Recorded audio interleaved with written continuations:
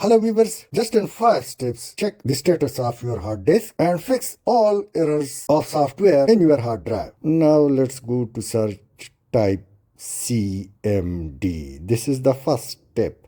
Now this appears, so click Run as Administrator. This appears, click Yes. Now step 2, type WMIC and press Enter.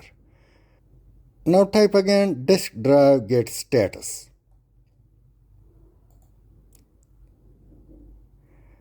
Now if this message appears, so all is fine in your hard disk and you have no issue, status is okay, you can see it. Otherwise, go to step 4 and type exit. Now let's go and type the last sentence.